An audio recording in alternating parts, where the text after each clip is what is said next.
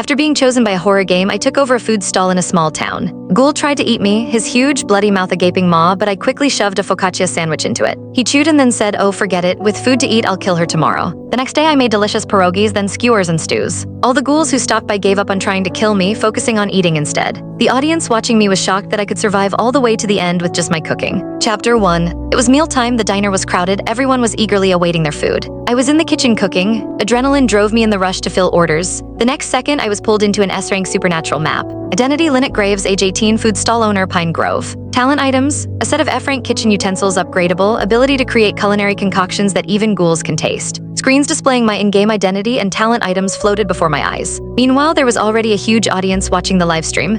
They were waiting for the action to start, and I was the unlucky soul picked to play in this horror game. When they saw that I was only 18 and possessed only the lowest ranked talent items, everyone's eyes nearly popped out. She's done for, she's a newbie and she got sent to an S-rank map, she's going to die in 10 seconds flat. Wow, she sure is unlucky. What's she going to do with a saucepan and spatula? Is she going to throw them at the ghouls? No way she's surviving this. The other 4 players have a better chance of winning. Good luck, Lynn, I believe that you can survive. The comments were flooding in, the discussion only grew more heated. I gripped my kitchen utensils and remained where I spawned, lying on a thin bedroll in a hut. I trembled while reading the game's guidebook. Play your character well and don't reveal your identity as a player to the ghouls. There's a safe time period every day from 7:00 p.m. to 7:00 a.m. Unless you enter a danger zone, ghouls will not attack players during this time. If you survive 5 days, you will win the game and be rewarded. I put the leaflet down, feeling ill at ease. My hands were sweating. It was a horrible situation to be in. The game had not even started. No matter which way I looked at it, I had no chance of winning. The lights in the hut suddenly flickered erratically. An anguished scream came from the outside. Number of survivors left in the map: 4.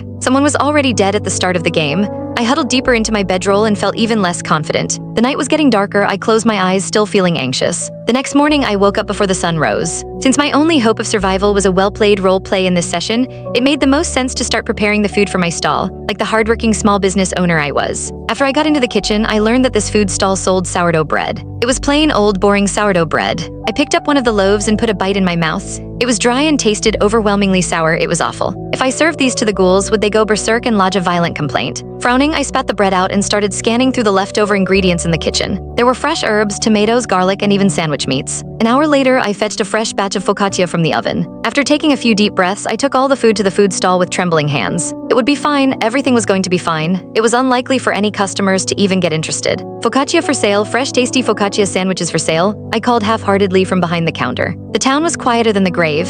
It would be surprising if someone suddenly showed up so early in the morning for focaccia. Give me one of those focaccia things. My first customer was a pale-looking youth. He was tall and seemed decent. Unfortunately, there was a huge and bloody hole at the base of... Click the link on the homepage to watch the full follow-up for free.